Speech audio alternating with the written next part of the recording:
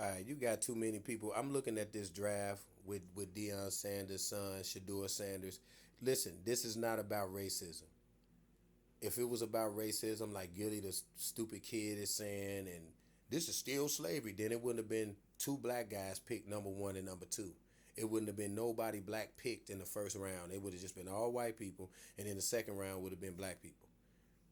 Starting the second round would have been Cam Ward. No, the first round, Cam Ward. Second, Travis Hunter. Two black people, man. And I think within the first 10 picks of the draft, it was multiple black people picked from 1 through 10. It was some white people picked too, yes, but it was some black people mixed in there too. So it wasn't about racism. It wasn't about nothing with that with Sheduer Sanders. It was about his attitude, his personality, and it was about what his dad said before that. Well, I ain't gonna let nobody. There's some teams I ain't gonna let him go to. There's some teams he just ain't gonna go to. I know what's going on behind the scenes. So he already telling people he ain't gonna send them to teams that might have been looking at him. Y'all trying to think every team was looking for a quarterback? They wasn't looking for that. They still got a phenomenal quarterback class that came out last year. So why would they keep on trying to get quarterbacks? This shit is crazy. People need to just start get off of that racism shit every time.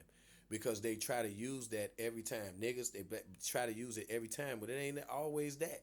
It's not. It's just I'm keeping it real. Is it racism when the little girl got killed when she was with her dad? When they killed that little boy and he was with his daughter? He a black boy with a black daughter and some black people killed him.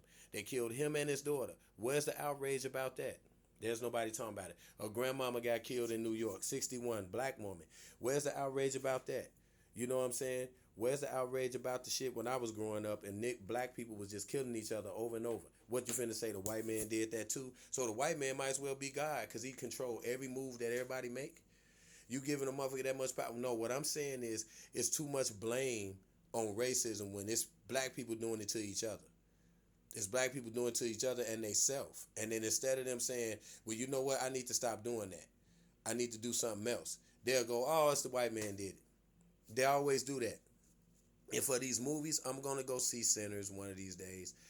These movies that keep on putting black banjo playing slap monkey niggas in the movie together, running around, and then they mix a little bit of voodoo in there, and then because that's our science, that's the black people science from top. So they mix that up in there, and then they make it again the program of niggas just being other than just powerful people. What about the movies where we showing black people running the world?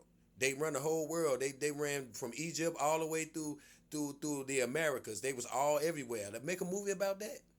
Why they always making this is what I'm trying to tell you. They want the program to stay there. It's a program. They lying to white people about what they are and how much they accomplished. And then they lying to niggas about how much they didn't accomplish and how much they ain't nothing. And they lying when everybody's being lied to. And ain't nobody turning their eye or finger to the powers that be. They just pointing at each other. And that's the weak shit because as you get older, you learn that you mature in your knowledge. And maturing in your knowledge is you got to let go some of these programs that they putting out so that people can just look at each other crazy. When at the end, we should be looking at the powers that be crazy. That's what we should be doing, and they don't want you to do that because then that's a real strength, a real power. Real power is everybody turning their eye to the motherfucker playing the game. Instead of everybody playing the game with each other, and it's just going on and on and on, and it don't have to go on like that. And then you turn your head and see who's the orchestrators behind all of this. But don't nobody want to do that because it shows nuts and resilience.